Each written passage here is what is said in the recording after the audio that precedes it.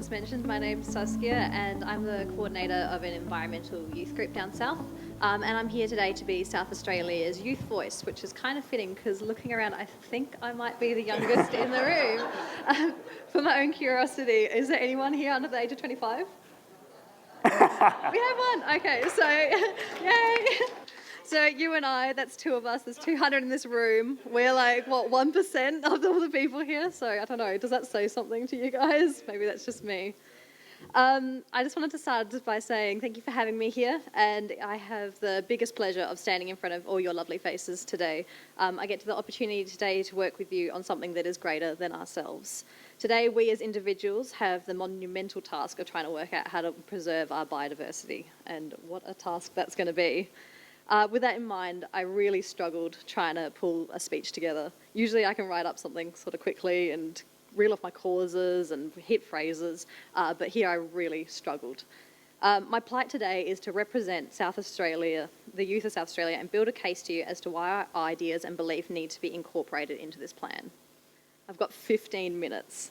That's just 900 seconds to convince you guys that the youth of South Australia are passionate about the environment and need to be involved in planning towards preserving what's left of our biodiversity. 15 minutes isn't really a lot of time. And I imagine many of you have had years of believing that kids just don't care about the environment. I know because I've spent years on the receiving end of, surely you prefer to be on your iPhone and there's no Wi-Fi out in the scrub, and wouldn't you prefer those pink boots? And yeah, but how long does it take you to do your hair in the morning? And all those are horrible slurs that make you question why you're doing this. And the answer is because I love it. But enough about that, because I've probably only got like 13 minutes left now to break this stereotype for you, so I better get started. I'll start with myself. I'm 21 and I live in a small town called Wollonga, and I've been passionate about the environment since basically the day I could walk. You know the saying, it takes a community to raise a child? Well, I think I'm kind of the product of that saying. Besides having wonderfully supportive parents and family, I've had a phenomenal amount of support from my community growing up, which has led me to be the environmentally conscious-minded person that I am now. My community embraced my sometimes crazy ideas and has helped me follow them. When I finished school, I was assisted and encouraged in my endeavours to start a youth environmental program for all those kids out there who supposedly don't care about the environment. Yakka, this environmental action group, was born in 2013 and it started with about 5 kids. I now have to run 2 separate groups to deal with the demand, and it looks like I'm going to have to run another soon. I also have kids around the state wanting to hop on this Yakka bandwagon, so a statewide expansion could be in the works. Yakka is a platform where kids can learn about the environment, where it should be taught, in the environment. It's a means to connect kids to community groups where they don't feel inadequate but appreciated members. And most importantly, it's a place where their contribution is valued. Yakka is delivered by me, my merry group of young people, and those who are young at heart. I get members for the group to teach their peers so they feel greater than just students. They feel important and they feel needed. These kids have done everything from monitored bilbies in the desert, we've done surveys on reefs, caught and released bettongs and potoroos, revegetated local areas, monitored endangered hooded plovers, caught and identified local fish, worked on landholders on local properties, we've planned local events, taught younger kids about ecosystems and so much more. Yakka lets kids identify issues and solve them so that they understand the issue better and feel worthy in their achievements. Not only that, but my Yakka members are now getting a Certificate 1 in Conservation and Land Management, as well as 10 SACE points for doing this work. These kids are passionate, driven, knowledgeable, and willing to put time into the environment. So let me use that as my novel evidence that the youth of South Australia really do care. We're here, filled with enthusiasm for the environment, for environmental restoration and protection. We've put down our iPhones, we've come out of our room, logged out of Facebook, and we're ready to make a difference. We just need to be given a chance. And over the past month, we have been given a chance. Over a series of workshops and questionnaires, South Australia's youth have been given the opportunity to tell you guys here what we want to see South Australia's biodiversity and our future look like. Today, I have the absolute honour of relaying to you what this vision is. And it looks a little like this. Can you imagine for me restoration of natural spaces and promises that these places will be protected into the future? Bushland corridors so that species can move between areas of vegetation and survive without issues of overcrowding and inbreeding. Revegetation projects that utilise provenance plants and correct planting arrangements and target species loss. Can you imagine if we had reintroduction projects so native fauna had a fighting chance? And wouldn't it be wonderful if we had more research completed on declining species and best practices for conserving them? And then rather than it stopping there, the research being used and implemented to make a difference. Can you imagine if our cities were green? If we had community veggie gardens and spaces filled with native flora, and not just for the sake of our biodiversity, but for our own sake? So that stressed out businessman has a place to go and chill during his lunch breaks, and kids have a place to climb trees and gain appreciation for nature. So tourists come to visit and we can get the health benefits that we all know nature provides. What if our playgrounds were sustainable too? If kids played in spaces that promoted learning and sensory exploration and connection to nature rather than running around on plastic jungles? But why just stop at our cities? What if our farms were sustainable and biodiverse too? What if we had paddock tree projects and large-scale productions of native fruit? What if our energy was sustainable and real action was taken to prevent climate change? What if there was bipartisan support for these goals and the government could commit funding to these projects? What if every side of politics, every level of government accepted that investing in biodiversity is just non-negotiable?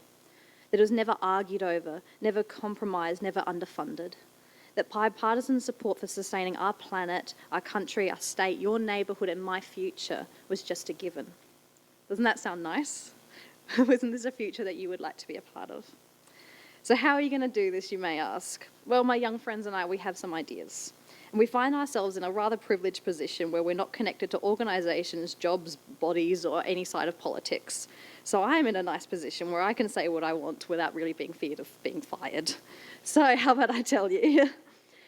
We need to ditch the multiple layers of documentation and portfolios and business plans. They don't connect to each other, they don't become action, and they get neglected and sitting on shelves. Get rid of them. We've been coming up with complex proposals for 50 years on how to preserve biodiversity. And what have we got from it? A precise documentation of the decline of the natural world. What good is that to anyone? I know it's in your nature as organisations to want to create yet another document that will somehow fix everything, yet I advise you that you'll only find itself sitting on a shelf, collecting dust and waiting to be reviewed in another 10 years' time. We don't want to do that again. It's a waste of time. So let my young friends and I tell you what I know deep down you all know. This isn't working. Let's change it up. We live in dramatic times and what we need is not a plan but action. We need a social movement. Power to the people. It's all well and good for us to plan and implement ideas, but what good will it be if the community has no awareness or interest in it? None. We're just 200 people here sitting in a room. We can plan something, but the 200 of us here today will never be able to make the significant difference that we need. Out there's 1.6 million. In South Australia alone, there's 1.67 million people. When they are passionate about changing the world, that's when we're going to do it. Now I'm looking over you and seeing looks of mild confusion and disbelief. But how, you say? Well, let me preach to you about my friend education. If we mobilise the youth, empower them, give them ownership and the means to change the world, I believe down to the core of my very being that they will. I work with a grand total of 60 kids in one district from one age group, and they are passionate beyond belief. That's just 60 kids in one little country town. Can you imagine what would happen if we give kids the correct educational tools and abilities to create change throughout our state? I mentioned before that I was raised and encouraged by my community. Well, let's give the kids throughout the state the same opportunities that I had. Young people are the people who this plan will impact in the future, both in its decisions and ramifications for the environment. Young people should be aware of these decisions and be incorporated into the decision-making process to ensure the long-term sustainability of the decisions and the success of the project. I'm only 4 years out of school and I'm here with you now. If we start educating and mobilising our young people through programs like Yakka, then we're looking at a maximum of 3 years before the next group of young people are with you here now. But why stop there? Let's change the school curriculum, encourage environmental preservation and education from day one of schooling.